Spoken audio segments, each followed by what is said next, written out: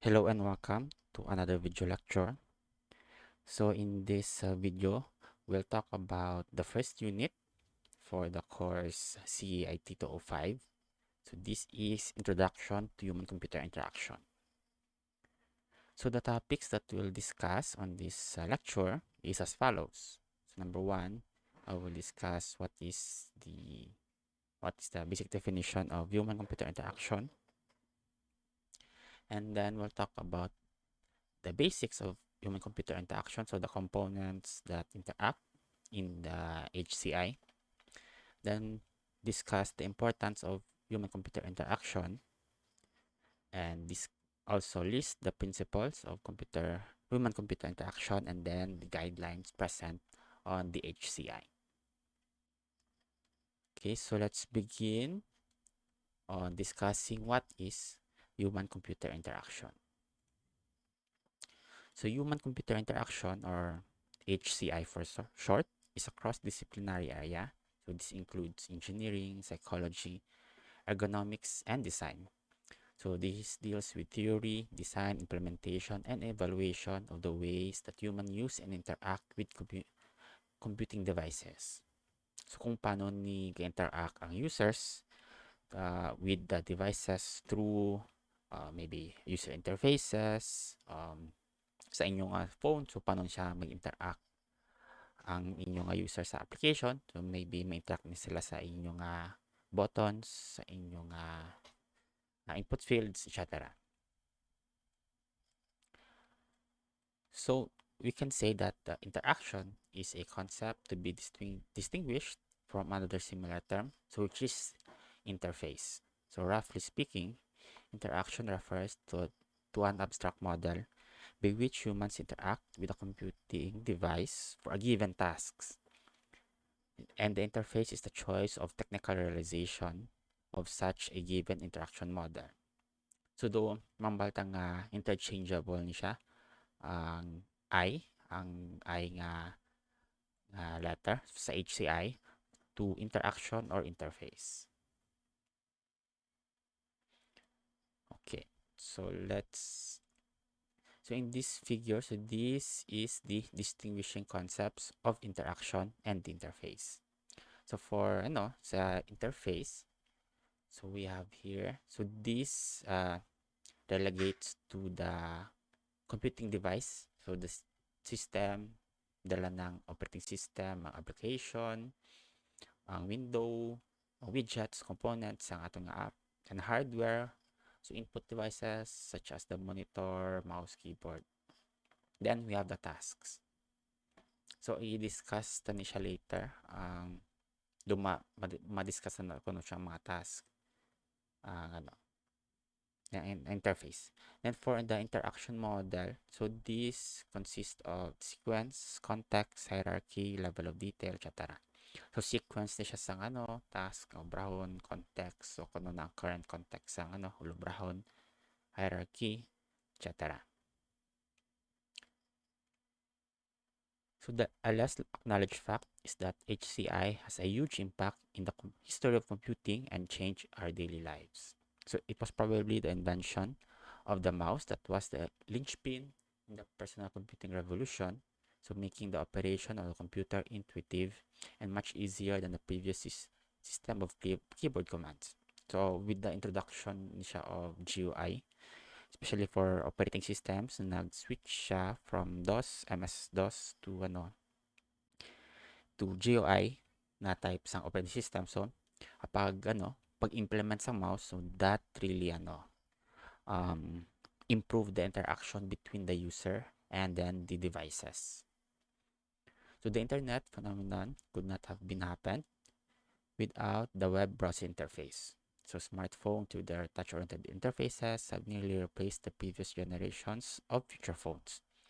So body-based and action-oriented interfaces are now introducing new ways to play and enjoy computer games. So aside sa mouse, so damo ta technology or inventions nga nag-improve sa interaction between the human and the computer. So sa smartphone, so duging remove ang physical keyboard, physical mouse. So it so nag-transfer siya sa touch-oriented na interface. So, touch screen. So, mag-click ng button. So, matouch lang ang si user. Then, sa games, so for example, mag-interact si player sa game is magamit nila sa game controllers. So, over time, ang evolution sa technology for controllers has nag-improve. So, HCI still continues to redefine how we view, absorb, exchange, create, and manipulate information to our advantage. So, as time goes on, so ma-improve pa ni ang ways of interaction between human and then the computer.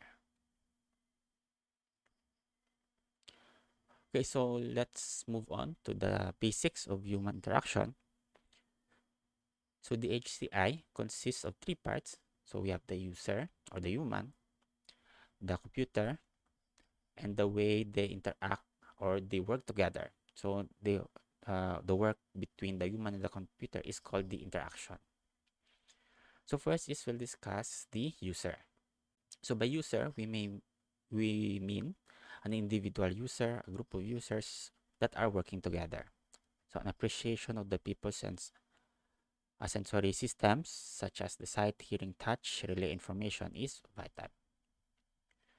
So different also different users form different conceptions or mental models about the interactions and have different ways of learning and keeping knowledge.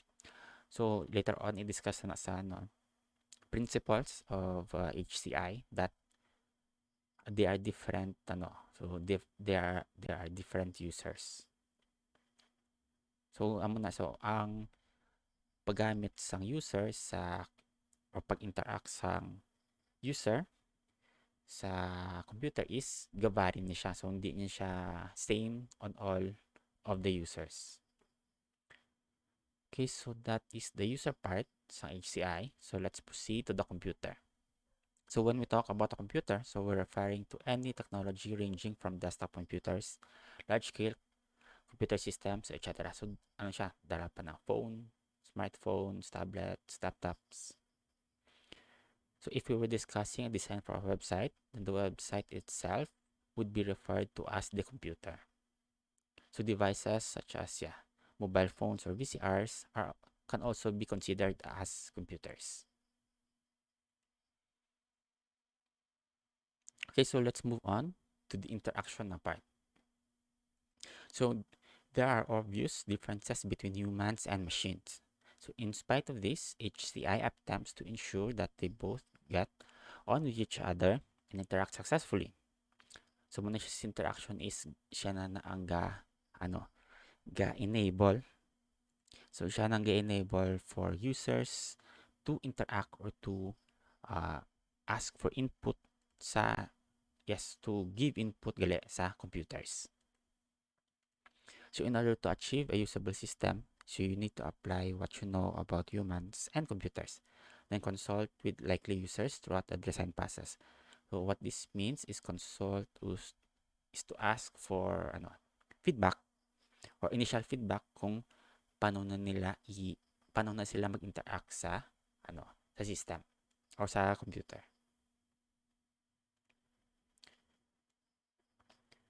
Okay, so let's discuss the importance of human-computer interaction.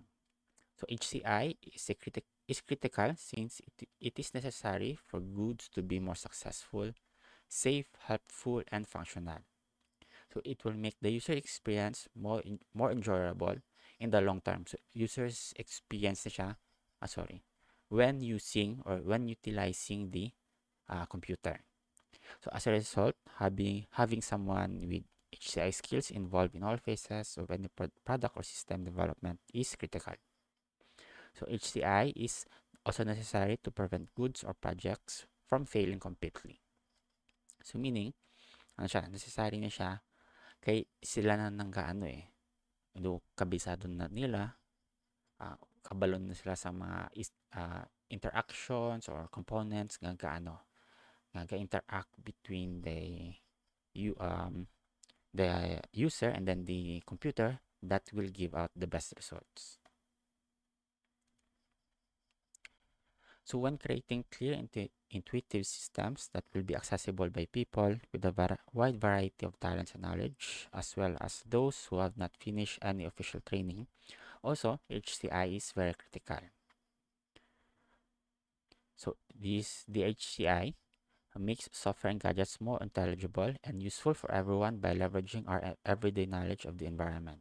So this enables HCI enables these software and gadgets or these applications to be more intelligible. So meaning ang ilang ang ginahatag sa users is the user will get more information out of it. So therefore hapos nila absorb. So ang tasks dali nila ma-remember, or do hapos nila matapos ang specific task. So as everyone has used genuine paper folders in your daily lives, displaying a visual of a small folder in a computer's interface helps the user comprehend the folder's purpose. So muna ito ang na-compare ta ang ang physical na folder to the folder that is found in the computer. So muna mabalanta na kung ano na ang importansya, kung ano na ang impact sang folder sa computer. So underlying the whole theme of HCI is the belief that people using a computer system should come first. So their needs, capabilities, and preferences for conducting various tasks should direct developers in the way that they design systems. So people should not have to change the way they use a system in order to fit it within. So instead, the system should be designed to match the requirements. So muna, imbes nga ang users ang ma-improve or ma-change, so usually ang systems na ang ga-update para masapos overall ang task nga ginaobra. Masapos mag-interact si user sa computers. So si computer na siya ang ga-adjust. Adjust na siya para ma-improve ng interaction. So despite its importance, a good HCI design is generally difficult. So mainly because it is a multi-objective task. So damo na siya objectives nga gusto nga i-target. So later on nga mabalanta na nga. So that involves simultaneous consideration of many things, such as the types of users, characteristics of the tasks, so capabilities, and cost on the devices. So cost on the devices may be capabilities. So ang hardware sa aton nga device, ang software nga pwede ma-install. So ang input components, ang devices, etc. So lack of objective or exact quantitative evaluation measures and changing technologies, to name just a few. So munang dapat i-consider when creating a good HCI design. So dapat may utilize na ang types of users. So may ga-range na siya, may categories kada, age, preferences, maybe man na ang experience, etc. So these HCI principles are great. Are general, fundamental, and commonsensical, applicable to most any HCI design situation. So here we provide a short review on the main HCI principles. To discuss na siya each of the principles for the HCI. So the first one is know the user. So dapat mabalanta ang user, so kung sino man na ang magamit. So the foremost grid in HCI is the device interaction and interfaces around the target users. So ga-determine ta na siya ang ato nga target users kung sino na ang end users ta. So, end users kung sino ang magamit or ang customers. Amo na ang other terms for that. So this overall concept was well captured by the phrase "know the user." So it was coined by Hansen in 1971. So this principle simply states that the interaction and interface should cater the needs and capabilities, not needs and capabilities. So ano man ang ang maubra to the extent nga matapos sang user ang task. So with the minimum nga errors. So however, as easy as this sounds, it is more often the case that the HCI designers and implementers proceed without a full understanding of the user. So by just guessing and pretending to know and be able to predict how the representative user might respond to one's design. So guessing, so this is so this means we do not have a full understanding on how the target users may perceive the system or may perceive the application. So may comprehensive information such as age, gender, education level, social status, computing experience, cultural background. So this we can consider for determining the representative target user. So this data should be collected and analyzed to determine the probable preferences, tendencies, capabilities. So from maybe physical and mental capabilities nila and all skill levels. So this information can be used to properly model interaction to makaubra sang good nga design, HCI design. So it will enable efficient na interaction between the user and then the computer.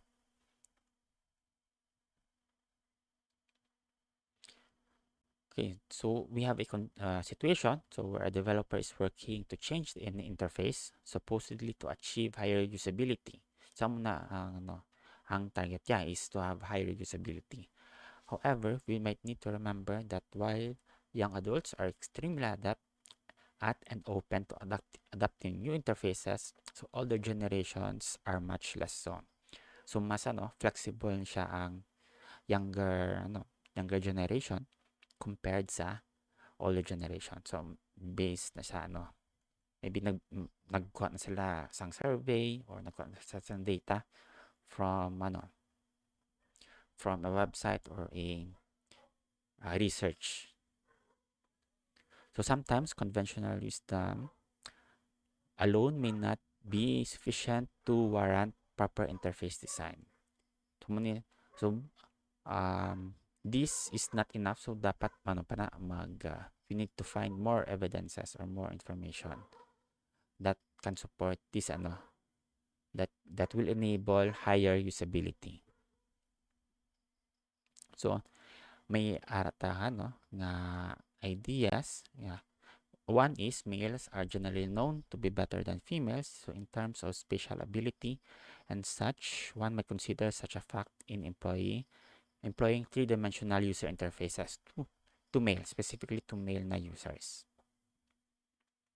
So however, other studies point to females majoring engineering and science to possess an equivalent level of spatial ability as their male counterparts. So overall, mabalik na to sa point na ang conventional wisdom may not be sufficient to warrant a proper interface design. So these examples illustrate that there are great and many aspects that need to be considered in this regard. So hindi lang ta magsalig sa wisdom, so conventional wisdom. So dapat we need to do more data gathering. So if a direct field study is not feasible, so an experienced and humble HCI designer will at least try to leverage the vast knowledge available from cognitive psychology, ergonomics, and anthropomorphic data to assess the capabilities and characteristics of the target user group. So maybe makuha ka sa surveys, ma-perform ka sa experiments, scientific experiments, for example. Okay, so let's proceed sa example sa pag-design based on knowing the user. So this is neighbor. It is a Korean website na search engine. So this is user-centered na designs or web page. So on the left side right here, this is a website for kids. Then B, so this is a website for adults or elderly. So manotice nyo, so ang interface, ang buttons, ang structure, overall structure sang components, tapos ang mga icons, ang mga images na gamit. So sa A, so mas striking na siya or mas interesting na siya feature than. But for adults, so mas dumanotice ta nga mas clean or more on word siya. So okay, amo na siguro ang interesting for the elderly. So mabasa na sila. So we have another example right here. So these are two different interfaces to achieve universal usability. So meaning universal, so meaning ang scope, ang target users is maybe all all people that can speak English. Or okay, in this one, so sa A this is for the Korean version, or Korean language. Then the B is has a English na translation. Sorry. So this to may counterpart siya na design right there. So this interface right here is used by English speaking na users. So here is also only for Korean. So the next principle is to understand the task. So another almost commonsensical principle is to base HCI design on the understanding of the task. So ang task in this context, in the context of HCI, refers to the job to be accomplished by a user through the use of the interactive system. So mga examples sa mga delivery sa mga ordering systems, ordering apps. So ang task, may task is user nga to order a food, to order a ang bags, or to order a shirt. So ang task that refers to the job or the sequence of things that the user needs to do. So in fact, understanding the task at hand is closely related to the interaction, modeling, and user analysis. So it really boils down to identifying the sequence and then structure of the subtasks at a abstraction level appropriate for the typical user within the larger application context. So dapat ma-identify, so as a HCI designer, so dapat ma-identify ang sequence and then the structure of subtasks. So kung naman na ang list of subtasks na obraw ni user in order to accomplish the task. So let's see some examples right here. So here may arata task to change the Wi-Fi connection access point for a smartphone. So for an experienced user to experience siya in computer networks, so the task might be modeled with detailed steps. So right here, kay expert na siya, kabalo na siya sa mga turns, sikot-sikot da or mga buttons kaya i-click. So for this is just for changing the Wi-Fi. So ma-invoke siya sa internet browser, magkato siya sa wireless LAN setup, i-click, i-select yung access point, and then enter password. So for access point, show ya ang access point characteristics, signal strength, bandwidth and security level, etc. So this is for the expert. So balaan niya ang task or list of subtasks na obraw niya in order to change the Wi-Fi connection access point. But for the novice or the beginners, so wala na sila kaabalo. For the casual user, the subtask may only involve entering a password for the automatically selected access point. So ma-open lang siya sang internet browser, and then enter lang siya sa password. So that password will be the new password. So as you can see, the, dapat mabalanta ang list of subtasks. So the next principle right here is to reduce the memory load. So designing interaction as with little memory load as possible is a principle that also has a theoretical basis. So humans are certainly more efficient in carrying out tasks that require less memory burden, long or short term. So, ang ano siya, ang pag remember yes ang task kay sometimes these tasks are done repeatedly every day. So, especially sa mga company workers, so go on sila copy paste ang mga documents, input sa data. So, mga ginaobra nila. So, over time, memorize nila. So, with little memory load, so meaning, ang related na siya sa sa previous. So, previous na principle. So, ang memory load is if hapos siya ma-remember ang task na ginobraya or list of subtasks na ginobraya to perform a specific job. So, the capacity of the human's short-term memory short-term memory or STM is about 5 to 9 chunks of information. So, items meaningful with respect to the task. So, may mambata 5 to 9 subtasks. So, this is famously known as the magic number. So, this is 5 to 9 chunks. So, keeping the user's short-term memory load light is of particular importance with regards to the interface role as quick and easy guidance to the completion of tasks. So, meaning, dapat ang task is short lang. So, para hapos siya, hapos siya matapos and hapos siya matandaan sa user. Okay, so we'll stop right here on discussing the principles of HCI, and then we'll continue on the discussion on the next video lecture. Okay, so see you on the next one.